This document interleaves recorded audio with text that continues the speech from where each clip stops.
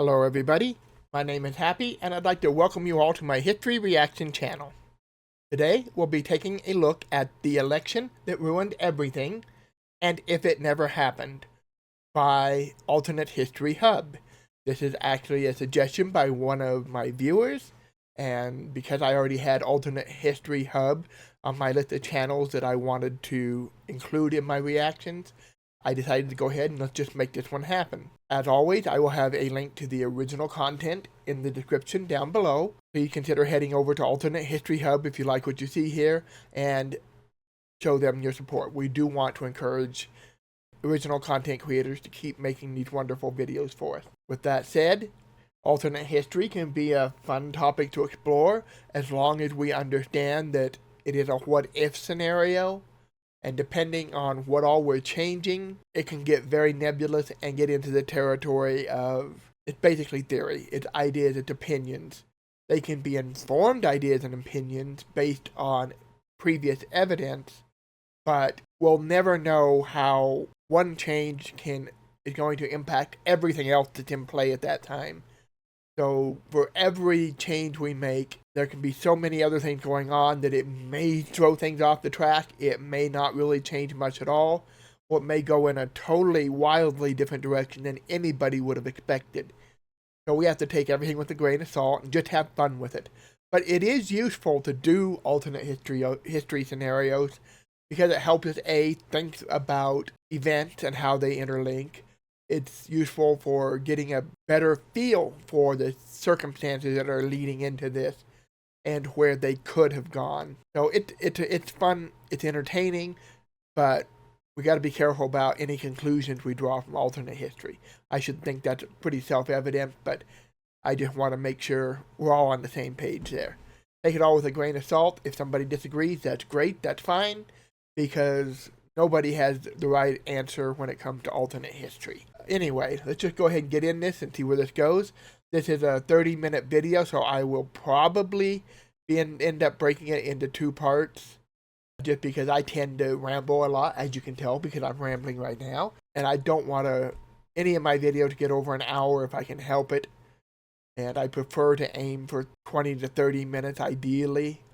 I'm not going to cry if they go over that, but once I start getting to that hour mark, I start contemplating breaking things up, and I think I'll probably end up breaking this one up. So I'm guessing, because he said that it was in reference to World War I and an alternate history scenario, that I have no idea what this video is, but I'm guessing because it's the election that ruined everything, we're probably talking about the election of Woodrow Wilson. Because, yeah, it ruined everything. I'm definitely on the Wilson bashing list. Yep. Collaboration with the Cynical Historian, it's going to be Wilson.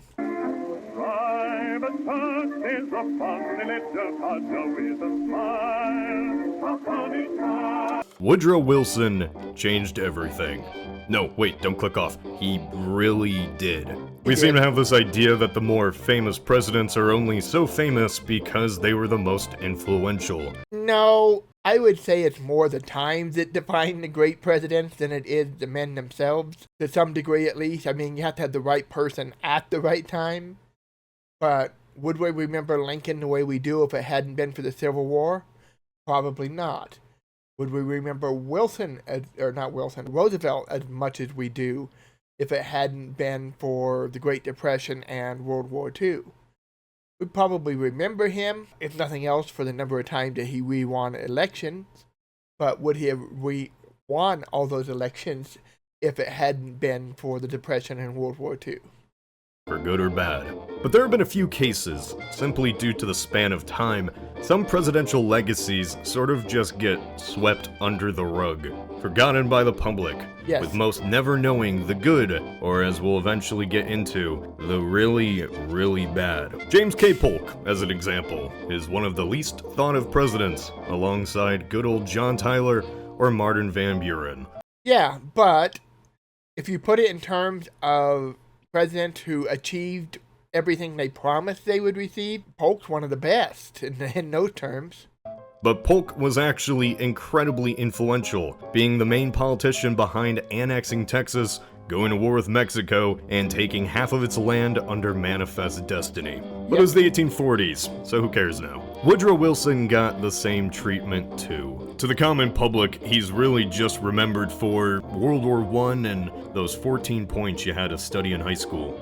But then, nothing more. In reality, Woodrow Wilson was not just one of the most influential presidents in US history.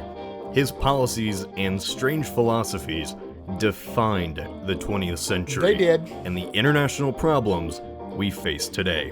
More defining than FDR, Kennedy, or Reagan. Wilson, the soft-spoken Princeton University president who won the election on a fluke, ended up... By a fluke, what he means is that particular election, the Republican Party was divided because Teddy Roosevelt was rerunning, but he started his own party, the Bull Moose Party. So that divided the Republican vote, which gave the Democrats a chance to win when they might not otherwise have done so. So yeah, we can blame everything that Wilson achieved on Teddy Roosevelt because he basically made sure Wilson would win by dividing the Republican vote.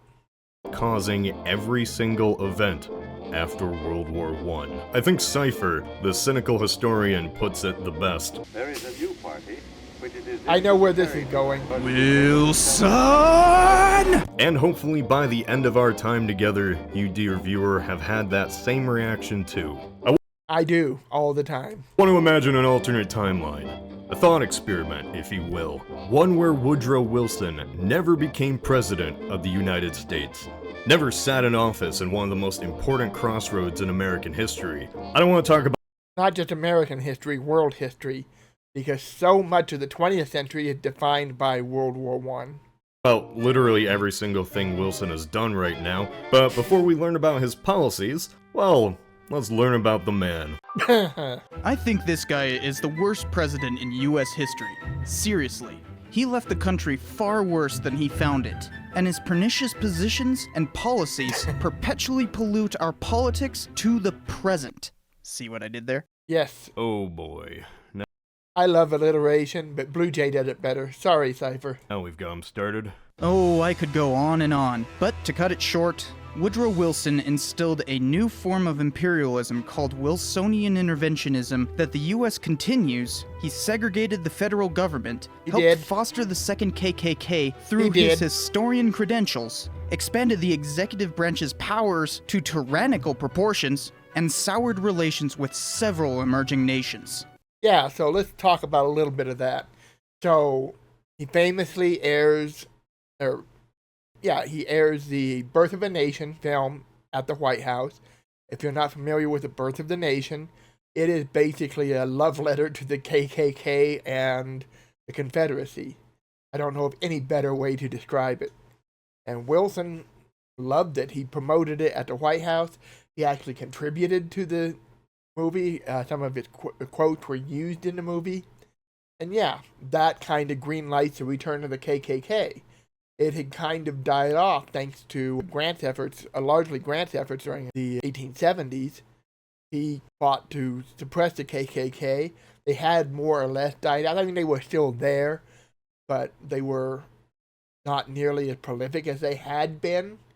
And with Wilson segregating the government, airing this movie, even providing quotes for the movie, it emboldened the KKK. It sent them a message: it's safe for you guys to come out of hiding now. And we see a huge resurgence of the KKK in this period because of this. And this time, it's not just about racism. They also are very anti-Catholic and anti-immigrant at this time. They've become even more bigoted, if that's even possible. All in all, someone the world was probably better off without. That's a good way of putting that. Woodrow Wilson was defined by his childhood. His father was a Presbyterian minister who moved to the South in the years leading up to the Civil War. Oops. When the war eventually came, young Wilson saw the destruction of the war, saw the South destroyed by its own rebellion, but also the North invading and crushing all resistance. So growing up in the reconstructed South, Wilson had a chip on his shoulder. He wasn't pro-Confederate secession, more like sympathetic to the Southern cause. Young Wilson despised how the Reconstruction was, in his mind, forced upon a war-ravaged South, how black senators were now in office because of Northern policies. Oh no! This shaped him into his eventual career as a historian, which, if you want to know more about in detail, Cypher has his writings and papers covered in these videos.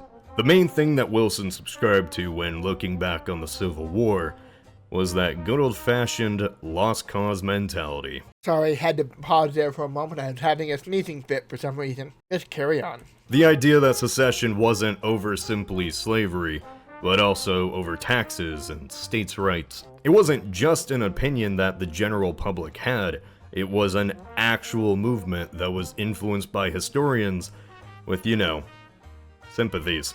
Wilson wasn't just influenced by lost cause revisionism, he was one of the main forces behind it. But even with his experience with the war and Reconstruction, he understood why the South lost, and how secession was the wrong choice. Yeah, so I don't want to get deeply into the lost cause myth. There's plenty of great videos out there, and we'll probably look at that in separate videos. But in the post-war period, there is a huge movement in the southern states to rewrite history, to reframe just about everything about the Civil War. And I know people are going to say, well, the winners write the histories. That's not always true. If you're a super powerful country and you win, and you have the ability to wipe out everything the opposition has said, remove all traces of it, all records of it, and control the narrative, yeah, that's true.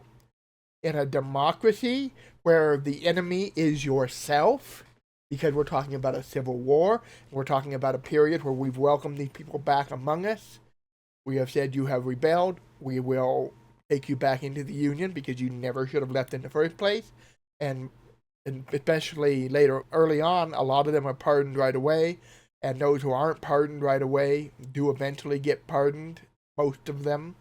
Yeah, it's not, at that point, the winners and the losers are the same people. It's one country, it's one nation. And the people in the North, they are tired of this war, so is the South, of course. But the North, they've won.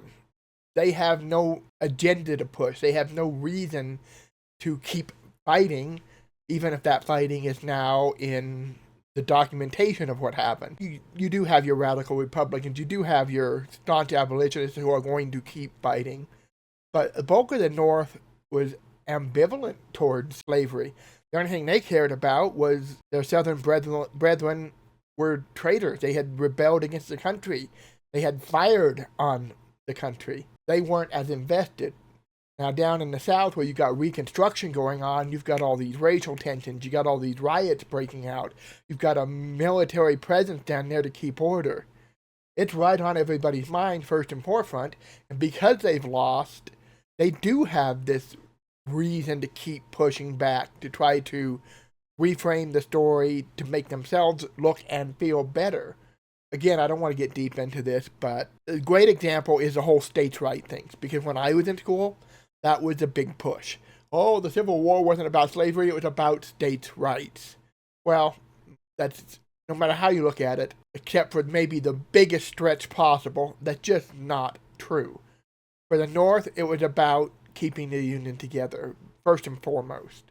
There were people who had other agendas, but that was the big one. For the South, it was 100% absolutely about slavery. Their succession papers all say the reason we're leaving is because of slavery. Every last one of them. Their politicians are spouting it out, especially the vice president.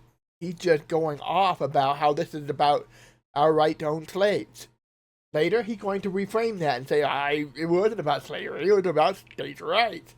Yeah, the states' right to do what? Own slaves. That's all it was about.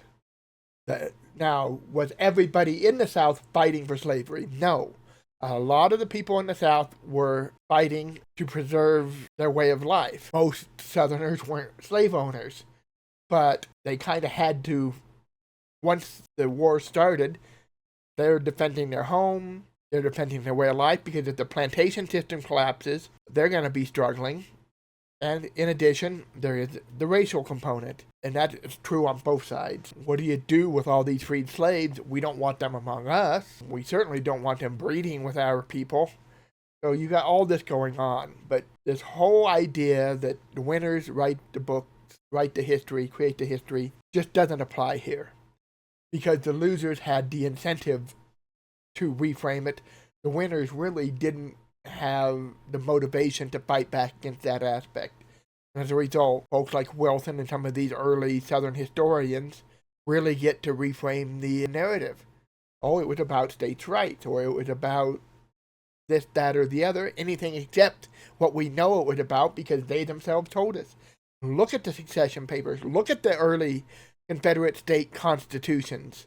Some of them straightforward enshrine slavery as right in their preamble. This Constitution is designed to preserve slavery. I mean, they don't even try to hide it when they think there's a chance they'll win and have their own country. Anyway, I'm way off on a tangent here, but the lost cause narrative is one of the things that just annoys me. Like I said, I grew up with the whole push to reframe it as states' rights. Yeah, it was a states' rights to own slaves. So, yeah. As he matured, his philosophy on the United States began to change. He embraced the idea that the US was the true shining city on a hill, God-ordained nation with the truest civilized creation, democracy. Wilson was a very religious man. This influenced his very philosophy on the world and America's place in it.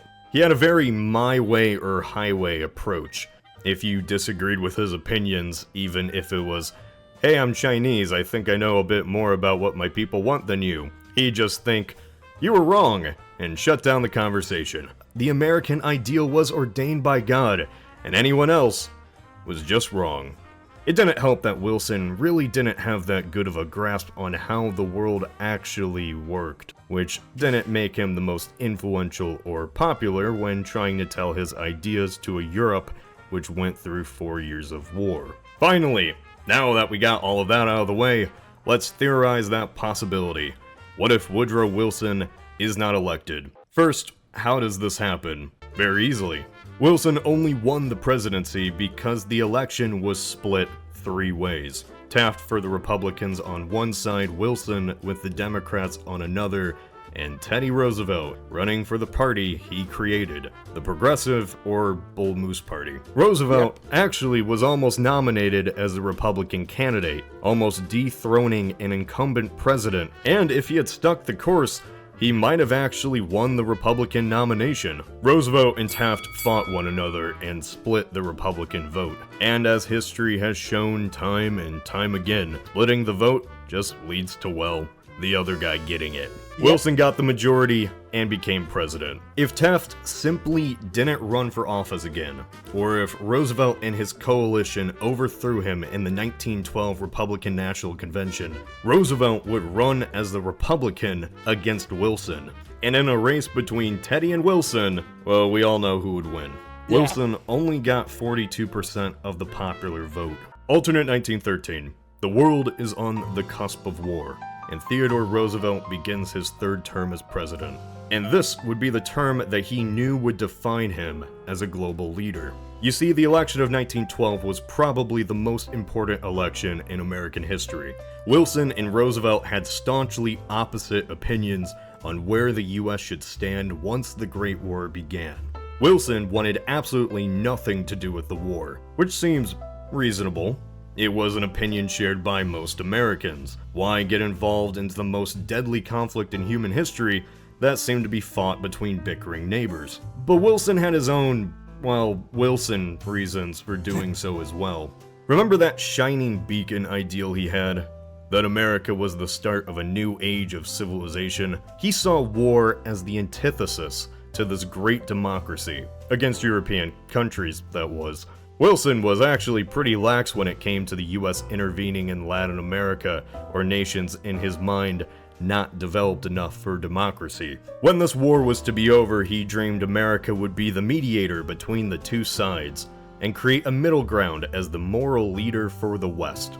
Picking a side would only ruin such a dream. In fact, even when it came to the final moment in 1917, Germany started back up their unrestricted submarine warfare, sinking neutral ships and offering to Mexico to invade the United States. Wilson still was uneasy, but the tides had changed too far, and he realized America had to get involved.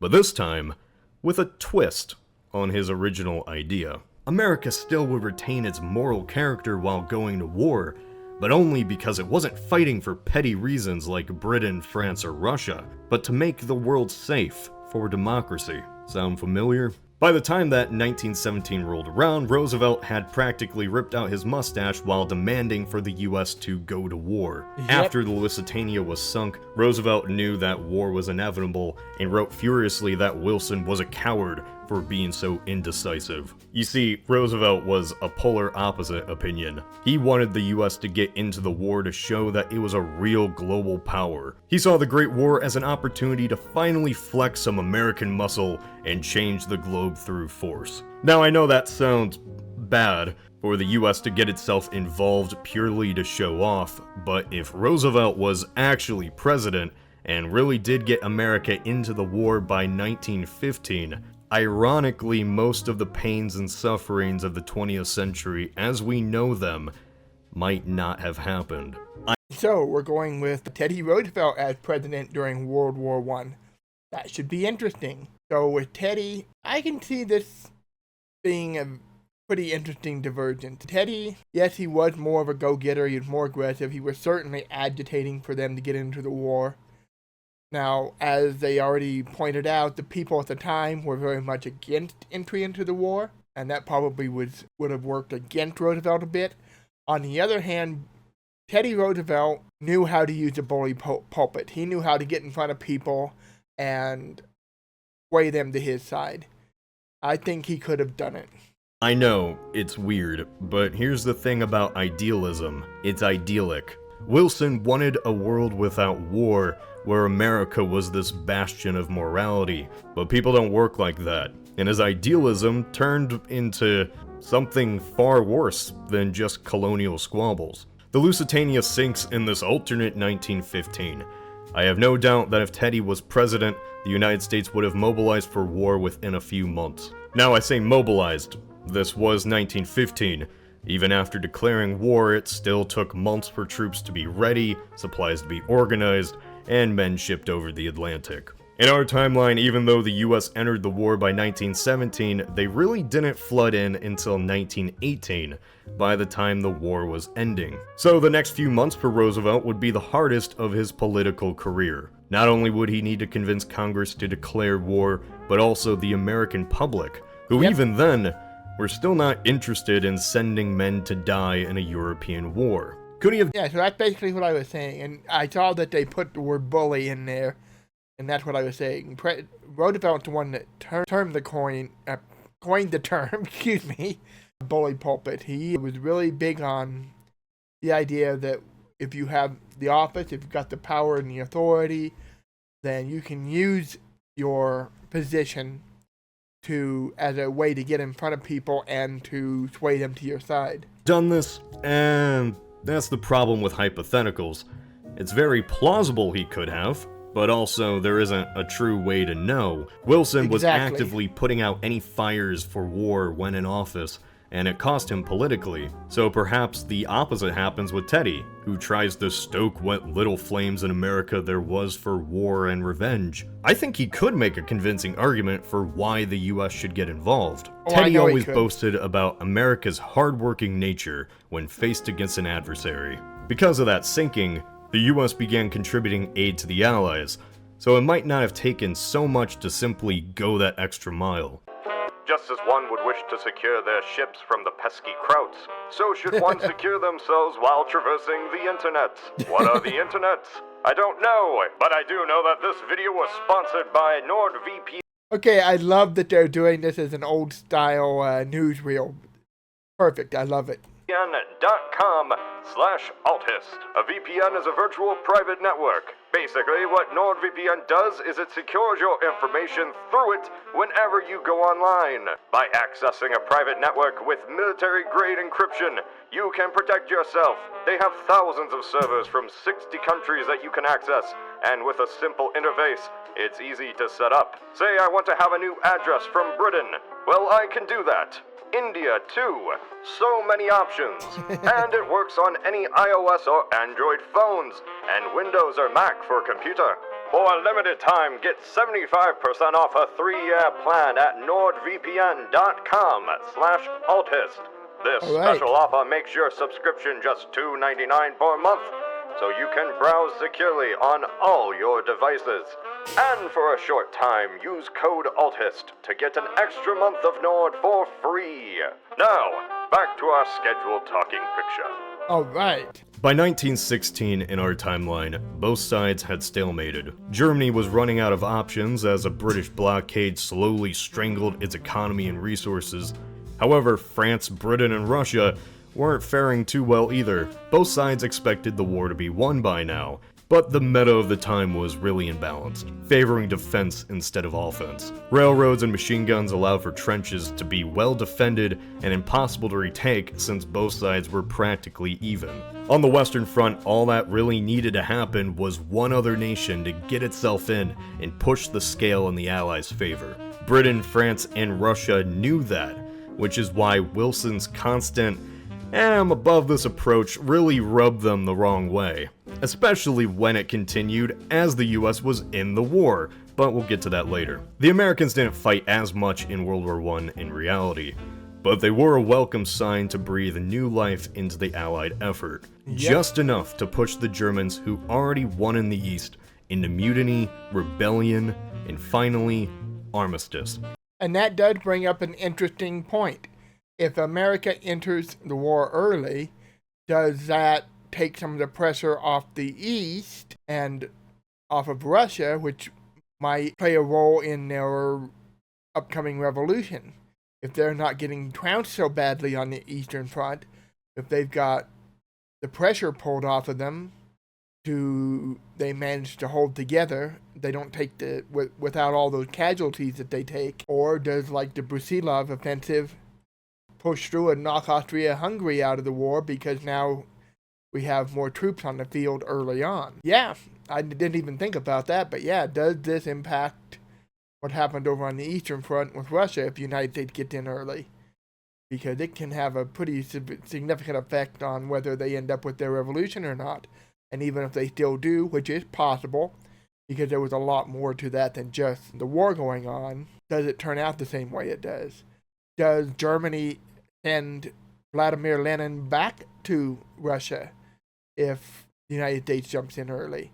Because that is what ends up happening, is Germany deliberately sends some of the Russian revolutionaries that were exiled from Russia back to Russia with the clear intent of having them foment problems back home as part of the war effort. Imagine how bad of a sign this would be for the Central Powers, who by 1916 are already fighting a two-front war, and then the Americans show up. In our timeline, the Germans were able to support their own Western Front by the time the Americans showed up, because Russia was already out of the war by 1918. 500,000 troops to hold back the Allies and France. They don't have this option in an alternate 1916.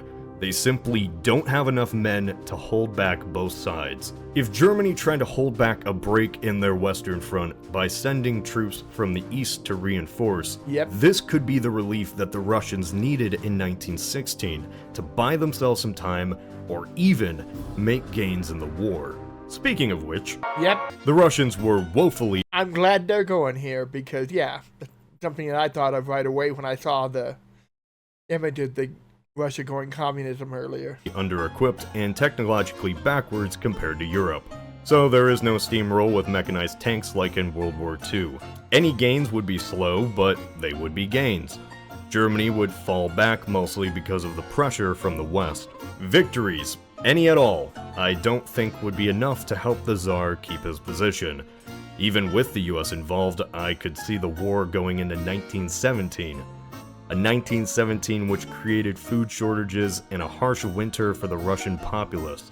Something like a February Revolution still might have happened. However, the biggest change, since this is an alternate 1917, is the war ends far sooner. The provisional government that replaces the Tsar oversees not a war of failure, but thanks to its allies, a war of victory. I think you can see where I'm going with this. Yes. The Bolsheviks only gained legitimacy because of the failure of the provisional government. A horrible summer offensive in 1917 only left the government appearing weak and unable to rule. The army had no supplies. They were rebelling and refusing to fight. This fanned the flames for another revolution, and wouldn't you know it, Lenin comes back into Russia, and the Bolsheviks, at the time only an extreme part of the Petrograd Soviet, take over. If Germany's war effort weakened by 1916 as the Americans came in, then such offensives by 1917 might not have been failures, but victories. Or even the war might be over before any such offensive could take place. With the war ending under provisional government rule, this boosts their popularity and secures their position as leaders of a czarless Russia. There is no Brest-Litovsk Treaty which loses Russia its land. Yeah, plus, like I said, if the Americans come in, do we still see Lenin gaining the power that he does in Russia? Does he even go back to Russia? Do they even think of sending him back? They might be a little too distracted by the Americans, or maybe that doesn't change. Maybe they think, well, maybe this is the only thing we can do, is try to stir up internal revolution. But there's a lot that could change here. And yeah, I think the provisional government would be in a better position, but I agree with them. I think the revolution's still likely to happen. For one thing, this is already the second revolution in Russia in the 20th century, the first one being in 1905, also against Nicholas. So it's not like the idea of overturning the government was new at this point. It already happened. They'd already tried it once in 1905. It sort of succeeded. It led to the creation of the Duma, which was supposed to share power with the Tsar, but that was only on paper. In reality, Nicholas still just did whatever he wanted. He had total veto power over anything the Duma did, which basically meant the Duma was just there for show. But yeah, 1917, Russia still would have had some famine issues. I don't know if it would have been as bad if they weren't in a bad position in a war with a lot of their men off on the front, a lot of them dying, instead of being back home tending the farms and so on. So does it go that far? I don't know. But I think a strong argument could be made that, yeah, we'd still have a revolution. The provisional government would be in a better position if the war were going well, however. A big part of the problem with the provisional government is that Russia wanted out of the war. The provisional government didn't get them out. And that was one of the things that was held against them. And so when that inevitable meeting of the victors occurs, well, Russia, being a part of the victors, doesn't allow any of its land, like Poland, Ukraine, or the Baltic states, to be lost. Russia survives the war without a communist revolution, which is why when I said Roosevelt wanting to get into the fight sooner, in hindsight, actually would have been the better timeline. And with that, the war probably ends around 1917. The Central Powers simply don't have the manpower or economic might of the Allies, with Britain and the US backing it. That's 2 years of fighting that never happened. Sure, millions by now have already died for a pointless war between 1914 to 1916 or 17. However, the war wouldn't be seen in the general mindset as such a tragedy, just an awfully brutal one, a taste of why modern wars shouldn't be fought in Europe. Speaking of legacy of this war... Oh no. Treaty of Versailles. We're already halfway through. This is going to be a long one, so let's go ahead and just stop right here. We will pick up with part 2 tomorrow, and we'll see what happens after World War I and where this is headed. A lot of later 20th century problems stem from the Treaty of Versailles and the treatment of Germany. Certainly World War II is a direct consequence of that. Also things like the Sykes-Picot Agreement play a big role in tensions in the Middle East. So some of that might change if the war ends earlier on different terms. So let's see where they take it, but we'll do that next time. So until then, thank you for joining me. I hope you like where this is going so far. I'd like to see where they take it from here. Until next time, bye-bye.